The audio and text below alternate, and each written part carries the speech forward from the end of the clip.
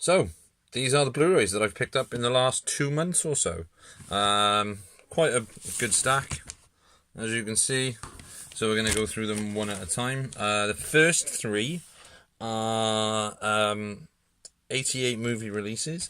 The first one is Ghost Town. Now, I've never seen Ghost Town, so I don't know if it's any good. I've been wanting to see it for a while, but I know a lot of people have said that it is a good film. So, looking forward to that. Looking for a zombie western type of thing, and damn, that artwork is very cool. Look at that. That is very cool artwork. It's got reversible sleeve, black case as well. Reversible sleeve, which you can't see through the black case, and a very cool poster with the artwork, which I'm surprised they didn't use that artwork, because that was on the poster. That artwork for the reverse, what they used was just some, excuse me, some boring green poster art, which doesn't really sell the film to you. But this is a pretty cool release. I've watched a bit of this, actually, and I quite enjoyed what I saw. I will watch the rest of it at some point, as we do have Halloween coming up. I did try to do the 31 Days of Horror, but I ended up watching other things as well. But I will watch this closer to Halloween. Then we have Retrograde. Oh, Retroactive, sorry, starring Jim Belushi. Is it Jim Belushi? James Belushi, yeah, it's Jim Belushi and Kylie Travis. And there's someone else in this as well. Frank Whaley, that's the Badger. Shannon Weary, Emmett Walsh. It's directed by Louis Muneau, who's directed quite a few films. And looking forward to checking this out. This is apparently a very cool film. Sorry, I'm getting over a chest infection. But I've never seen it. It's an action movie, time travel, crime thriller thing. But I don't know. Well, I'm looking forward to checking that out. The next one is a film that I've seen multiple times. It is The Eve of Destruction, starring Gregory Hines. I had to look at that then. I knew his name was Gregory Hines. And Rene Sutendiek, who is in Paul Verhoeven's movie Spetters. I think it's called Spetters, which also has Rutger Hauer in it. This is a cool movie. It's like a Lady Terminator type of thing. Gregory Hines is awesome in anything he's in. Again, excuse me. So that's the three from 88 that I picked up. Ghost Town, Retroactive, and Eve of Destruction. These were all in the HMV 3 for 20 and 5 for 30 deals. Need that all important H2O. Then I picked up Doomwatch, which is a film from the 1970s based on the television show Doomwatch, which is like an eco-horror sci-fi type of thing. I bought a DVD copy of this from eBay, that when it showed up was in German with no English subtitles. So then I downloaded a version of it, and I burnt it to a disc so I could have like the English one in the British case. And then, who released this? Screenbound.co.uk, or Screenbound Entertainment, released a 1080p, I want to think it is. 1080p version, remaster of Doomwatch on the old Blu-ray in a lovely black case. So yeah, that's pretty cool. Very cool 1970s vibe to it. A bit like the Doctor Who episodes from the 70s with the Brigadier and stuff like that. And there was another one, the TV show Survivors, and Nightmare Man, which is a BBC miniseries from the very early 80s. All have this weird sort of small island, kind of Wicker Man-ish vibe. But I don't know, it's a very cool film. I'm glad that it's got a decent release now. It looks pretty decent as well. Then we have John Carpenter's Halloween. This I pre-ordered from Amazon. At the time it was $7.99. I think it's $8.99, maybe $9.99 now. I haven't got this on Blu-ray. I have it on DVD. I have 2 copies of it on DVD. Now I have the Blu-ray. I can't afford to get the Scream Factory box set, which has them all in, because that's just ridiculously expensive. But this is the Lionsgate release. It comes in a funky slipcase with the classic Halloween artwork and "The Night He Came Home" tagline. This is John Carpenter's basically his introduction to the world of film. He'd previously made Assault on Precinct 13 and Dark Star before Halloween. I say Halloween. But Halloween was his big, like, ta-da, I'm here introduction, which was followed by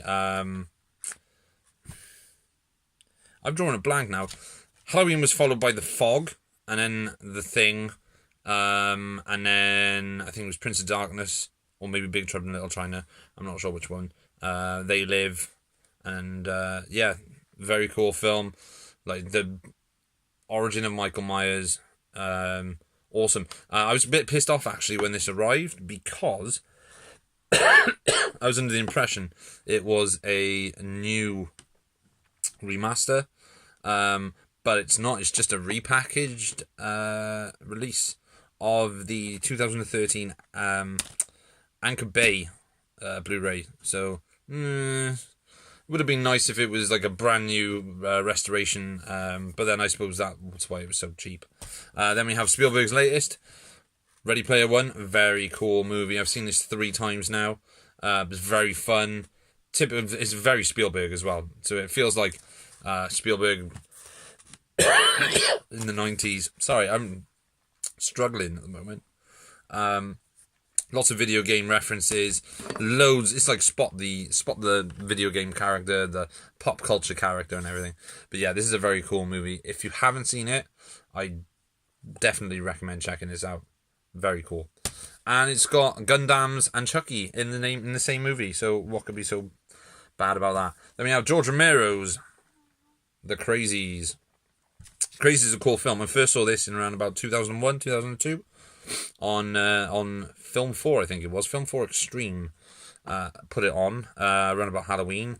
And that wasn't that long after I saw Dawn of the Dead for the first time. Dawn of the Dead, by the way, is my favourite horror movie of all time. The original George Romero version, not the Zack Snyder remake, which I actually don't mind. I do believe there it is. I actually quite enjoy that film. I think it's a decent enough action zombie movie without tainting the original of George Romero's. But that's the Crazies, the Arrow release.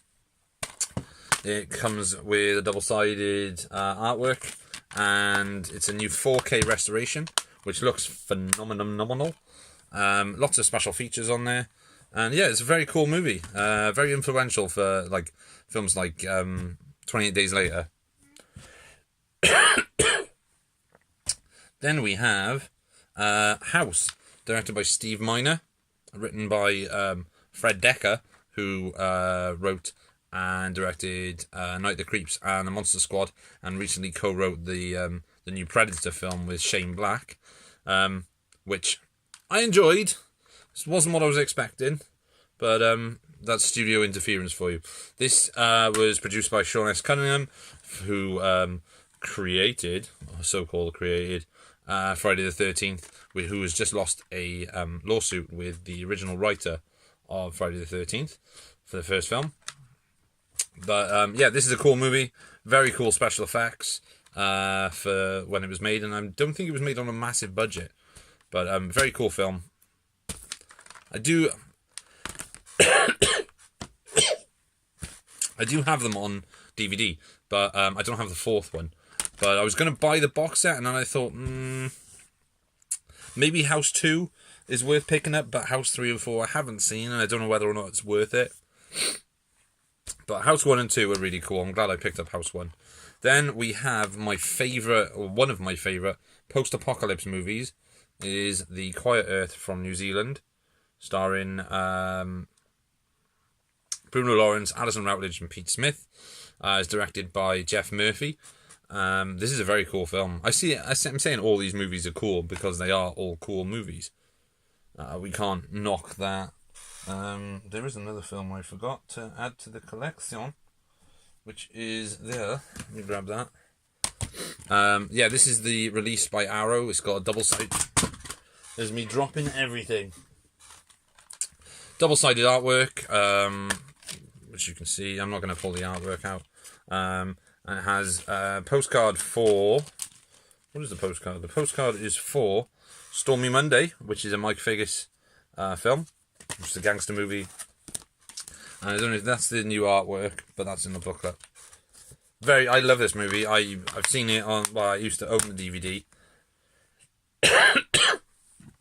And then I picked up the Region 1 Steelbook edition. But I'm really glad that it's out now on Blu-ray. Because it is one of my favourite post-apocalypse movies. Then we have The Bride of Reanimator, which is the sequel to Stuart Gordon's Reanimator. This one was directed by... produced and directed by... I'm reading his name and I can't even speak it. Brian Usner, who produced the first Reanimator film and also directed Society and Beyond Reanimator as well. This is the 2-disc special edition. I've got the original artwork flipped around, but there is some quite nice... I am going to take this out. There's some quite nice artwork for this. Now, I also own the old Tartan Extreme Blu-ray DVD, which is not worth the money it's printed on, but and the picture quality on that is absolutely shocking. But I'm glad that I've got this now because I can put it with this one, which is the I think this is the second. Yeah, this is the second sight steelbook of Reanimator with that very cool, funky artwork on the front. And yeah, so kind of glad I've got this now. It's a very fun film. Maybe not as fun as the first one, but I'm glad I've got an actual watchable copy now. This next one is a complete blind buy. I have no idea what this film is. I needed to make up the 5 for 30, and I thought, you know what, I'm going to go for something I've never seen before. So I went for Satan's Blade. Now, I don't know if this is any good. It could be utter crap, but that artwork's pretty cool. But I'm using the original artwork. I have no idea about this film, so I'm going to give it a shot at some point and see if it's any good. Apparently it's an underrated 80s slasher gem, but we'll soon see about that. This is the 2-disc edition from Arrow, and yeah, director approved edition comes with a brand new 2K restoration of the film, presented in both 1.851 and 4.3 versions. High definition Blu-ray, the standard definition DVD, original mono audio, uncompressed PCM on the Blu-ray, optional English subtitles for the deaf and hard of hearing, brand new audio commentary by The Hysteria Continues, interview with writer-director L. Scott Castillo Jr. Remembering Satan's Blade, Castillo narrates a look at various items of Satan's Blade memorabilia, reversible sleeve featuring original and newly commissioned artwork by Matt Ryan Tobin. So, yeah, could be good, could be shit, who knows. And finally, this is I want to say a repurchase. Basically, I own this, which is the Region 1 release of Evil Dead 2. It's the 25th anniversary edition. And I can no longer get this to work on my Region A Blu-ray player. So I had to buy this, which is the British release of Evil Dead 2, which is very, very similar, obviously, which doesn't have the 25th anniversary edition thingamablob at the top, which you can see there. But I don't know if it has the same features. I think it's missing a couple of special features, which is a bit of a piss take. But I mean, that's the special features for the UK Blue, and those are the special features for the US Blue.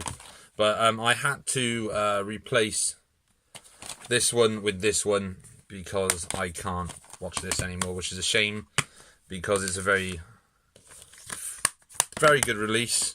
I think there's a problem with my my actual my US Blu-ray. But that's all of them. As you can see, there are loads of them there, and they're covering me. So I'm going to leave you all now, because I'm going to go and have a cigarette and have a proper drink. And I will speak to you all soon. Thank you very much for watching.